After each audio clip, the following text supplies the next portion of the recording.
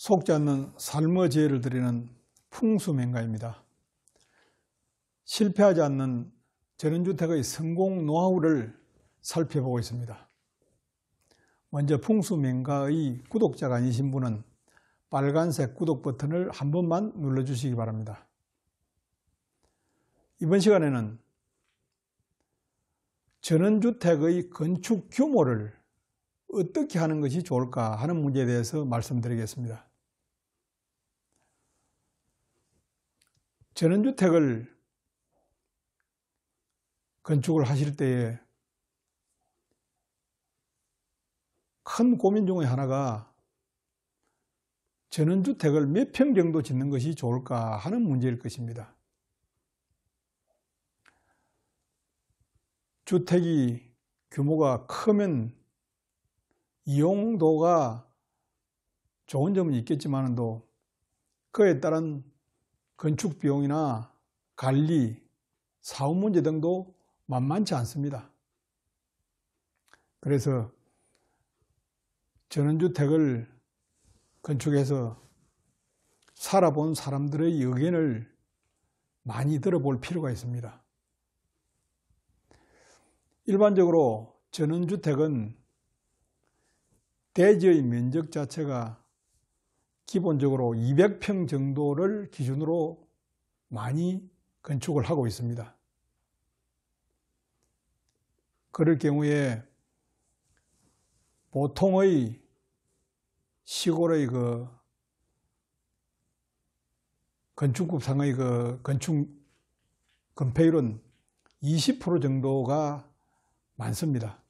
그러면 40평 정도까지를 건축을 할 수 있는 그러한 여건을 갖고 있습니다. 그런데 실제로 40평짜리 전원주택이 작은 것이 아닙니다.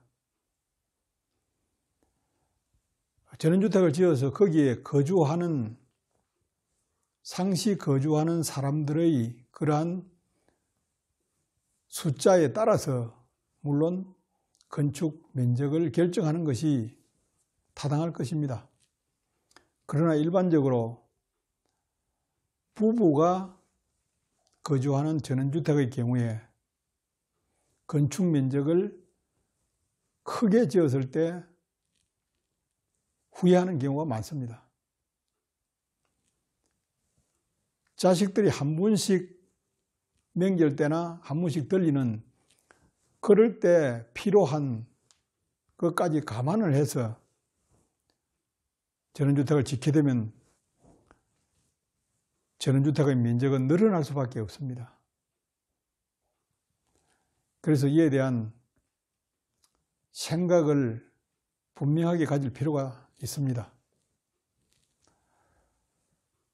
저는 많은 전원주택의 건축 자문을 통해서 가능하면 전원주택의 건축 면적은 적게 하는 것이 좋다 하는 말씀을 드립니다. 이것은 주 건축물을 말하는 것입니다. 시골에서의 전원주택은 주 건축물 하나로서 사는 분들도 많습니다만 실제로 하나의 건축물로 살아간다는 것은 많은 불편을 감수해야만 합니다. 그래서 부속 건물을 갖추는 것이 현실적으로 좋습니다. 그래서 주 건물은 부속 건물을 염두에 둬야 되기 때문에 건축 면적을 최소화하라는 것입니다. 건축 면적이 최소화되어야만 유지 관리비도 적게 드는 것입니다. 그리고 생활하는데 청소라든지 그런 소일거리도 많이 줄일 수가 있습니다. 사람에 따라서 전원 생활을 하면서 필요한 시설들이 반드시 있습니다. 반드시 필요한 시설. 반드시 필요한 시설들은 포함을 시켜야 됩니다. 그러나 기본적으로 면적을 몇 평 짓는 것이 좋다 하는 것은 개인의 차이가 있기 때문에 그것은 개인이 선호하는 시설을 반드시 포함하는 것을 전제로 규모를 결정하는 것이 좋습니다. 다만 상시 이용되는 것이 아니고 한 번씩 이용되는 그러한 목적의 시설은 부대 시설을 활용하는 것이 좋다 하는 말씀을 드립니다. 요즘은 컨테이너 주택이라든지 이런 것이 저렴하게 많이 공급되고 있습니다. 자식들을 위한 일시적인 이용시설들은 컨테이너 주택 등을 활용해 보시는 것이 경제적이고 관리 면에서 유익할 수 있다 하는 것을 말씀을 드립니다. 전원주택을 시각적으로 보기 좋은 형태로 크게 웅장하게 짓는 것은 시간이 좀 지나면 결국 후회하는 결과를 가져오게 되는 것입니다. 그러므로 저는 전원주택의 규모는 필요한 시설을 포함해서 가능한 최소한의 면적으로 만든다라고 생각하고 건축을 하는 것이 좋다 하는 말씀을 드립니다.